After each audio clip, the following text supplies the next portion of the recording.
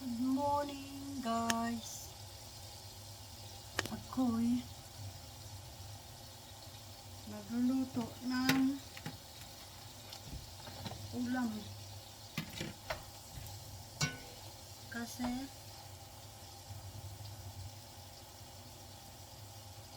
yung binili ko ito na baboy nung isang araw, ngayon ko palang lulutuin.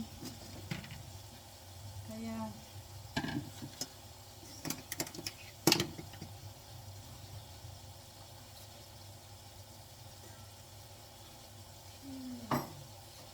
sarap ng kopi.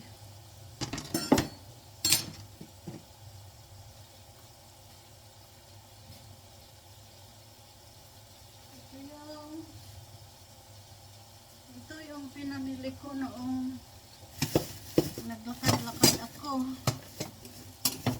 na ayan yung aking baboy, ginigisa ko na sa bawang at sibuyas. Ano lang pala yan, sibuyas ang nilagay ko dyan. Kaya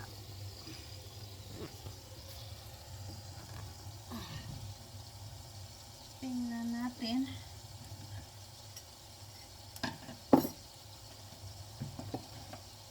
Ito, may kalabasa ako.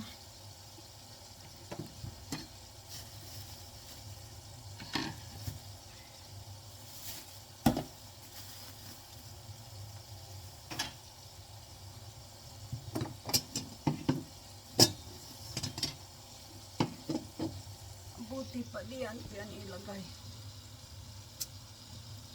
Pero hindi pa rin siya nakikita. Diyan ko ilagay yung ano na yan.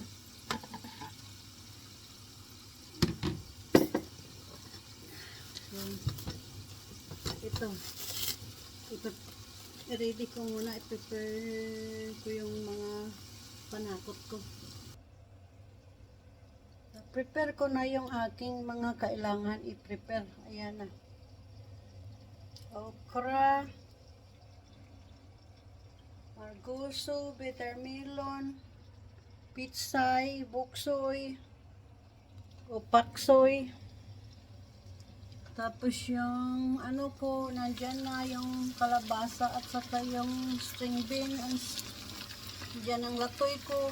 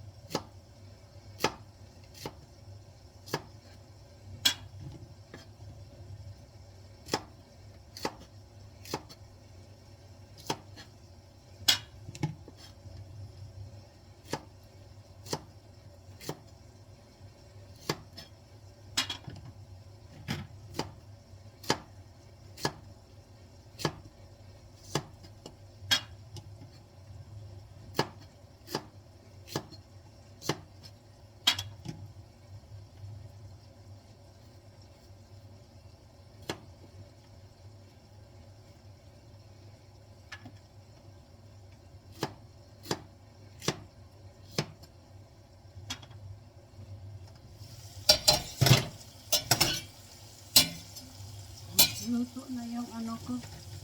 Ngayon ko lang nahiwa yung aking ano, okra. Mukhang ma-overcook yata itong aking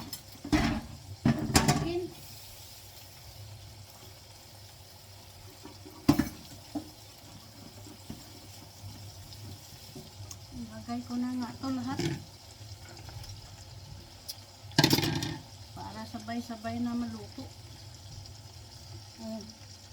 Yan na lahat. Masarap kasi pag maraming gulay, di ba? Yan. Vegetables are good for us.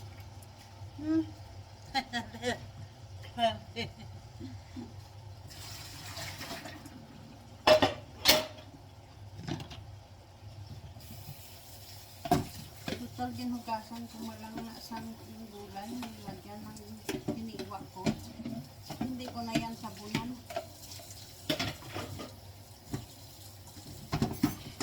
Hindi man ako naghiwa sa karne, kaya hindi man yung napalan.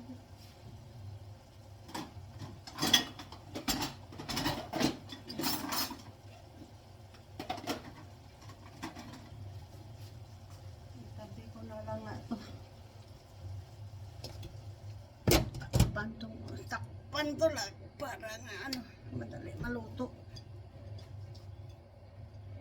Kasi nakainit na ako ng kanin ko. At saka yung manok nga nilagyan ko rin ng bean sprout. At baby spinach. Pero ang manok kasi kaway buto-buto na lang natira, wala na gaanong laman, kaya ito nagluto ako ng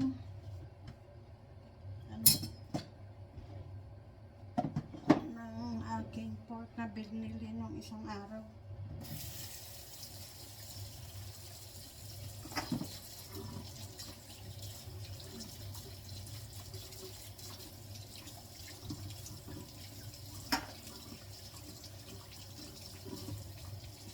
Isang hugas para hindi na mag-build up ang hugasan ba?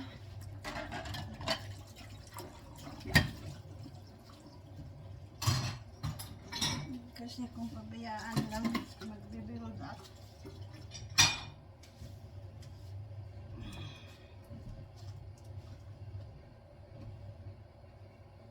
yan, buti yan, may punasan sa kamay dyan.